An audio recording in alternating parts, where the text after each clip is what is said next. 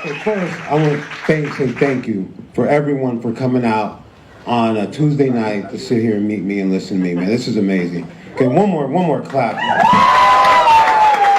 How do you find when you come halfway across the world as a referee and people are actually cheering you? Because I don't know another referee that doesn't enter a room without being booed. That's funny. I think it's just because I'm old. I don't know. Maybe I've been doing it for a long time. I don't know, but it's a blessing. It's great. Thank you. Yeah. You got nice swagger. I think that's what we appreciate. There's like just a calm demeanour about you, and in the ring you sort of hold yourself very, very well. I think that's sort of what people like most. You don't seem to make it about you. A lot of referees in a lot of sports, they seem to be about me. So I think I'm going to say that personally. I think that's what we like about you most. I mean, that job, it's a lot of fun, but at the same time there's some well, it's really important. So just so you know, if you haven't heard it, it's almost like my religion. Those duties are sacred to me, and it's about people for just the fact that their livelihood, their health is on the line, and we have to make these decisions, and they've made a lot of sacrifices to be in there, and all their sacrifices they've made before, and all their dreams and hopes of the future, you have to balance that with their body. So yeah, I take it really serious. What's it like when you enter each of the different countries in the world, and people stop and want your photo or whatnot? That must be a surreal moment. Yeah, no, you never get used to it. People appreciate, I guess, the job you've done, and it's a blessing. It's like, wow, okay. I guess, when you do something, you've done it for a while. I did not expect that to be it. Most of the time when, referee does something, I guess it's been a thankless position. But I think that goes to, the fans of our sport, because in this sport, it's not thankless. And I'm happy people appreciate my contribution. If I like something, I like to participate. So that's kind of how I've always been. And so I like training, and I think how I got into mixed martial arts. I used to kickbox, and this was around around '88. I started kickboxing, and I had a couple of kickboxing matches. And one of the guys at the kickboxing gym, Zane Frazier, he was in UFC 1. And so that's how I started training what would become MMA. And there wasn't really a lot of places to train, but it was a scene, and that was one of the things that was really fun about it, because it was kind of like this fringe scene, and you kind of met people from different parts of the world who were kind of into it, and yeah, it was fun. So you're asking how I got to refereeing. Well, because Larry was a referee. Everybody loved Larry. So even this type of fighting was illegal in California.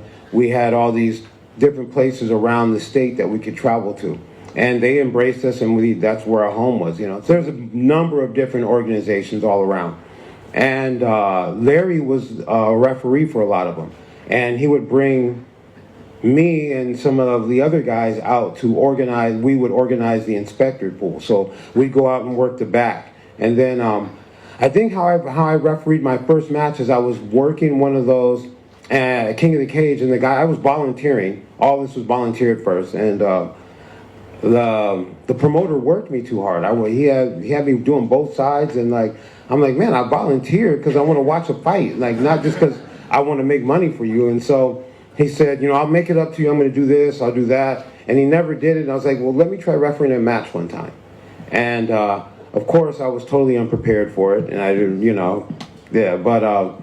That's how I started. I teach officiating. So I have a referee course. It's 3 days, guys come through it.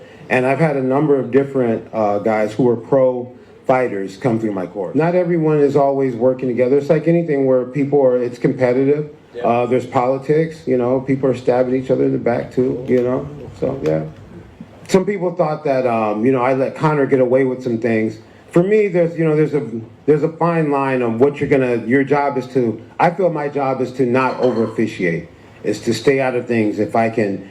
And so sometimes fighters are doing little things like grabbing the fence with their toes, trying to get the referee involved because maybe they think they'll get a stand up, or maybe I'll say something and distract. And so I thought it was better for me to just kind of let that play out. We're just mentioning 30 years, which is amazing feat. It's just gone out of control. But also, how different were these days where you were basically, people look like they were almost fighting in someone's backyard to how we are now packing out 60,000 stadiums? I always thought it would be the greatest sport on earth and be where it is and grown. I think it's its rightful place. I think it's the best sport on this earth. I really do believe we have the best fans on this earth, and it's the best sport.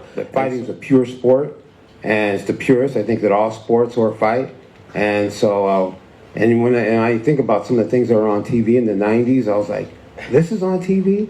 And our sport's not? Yeah, so each time you think that, you know, you've seen the biggest night in this sport, or the biggest thing, or the biggest upset, it's like, there's always something else. There's always another fighter who's in the wings about to become amazing. There's always something else that's going to happen. Guys giving some performance. These guys fight their, you know, with everything they have, and you see like, and it comes across. So every time you're going to see, you just get to see history being made again and again, you know. And that's one of the things I like about it, you know.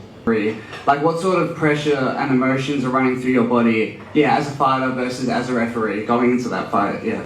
I mean, for me, and live life to the fullest, you know, I mean, it's the most intense, extreme thing. Even that feeling of when you sign a paper and you're like, yeah, I have this coming up. That's like a real, you know, like, okay, I can say I'm a fighter at this time. As a referee, my focus is all about other people. So, like, people ask me, you know, do you get nervous? Sometimes, but my focus is about doing a good job for these guys. So that kind of takes the nervousness away, because it's really not about me, you know what I mean? And it's about making sure I do a good job for these guys. And so, yeah, it's a totally different focus and totally different pressures for each job. I kind of realized the whole time, that's why I was able to be able to do this, is that even when I was not doing this all the time, just any time I had involvement in this, it was part of me living a dream. So the whole time I've been doing it, I've been living a dream come true, as far as for in the shorts or as a referee. So that's just it for me.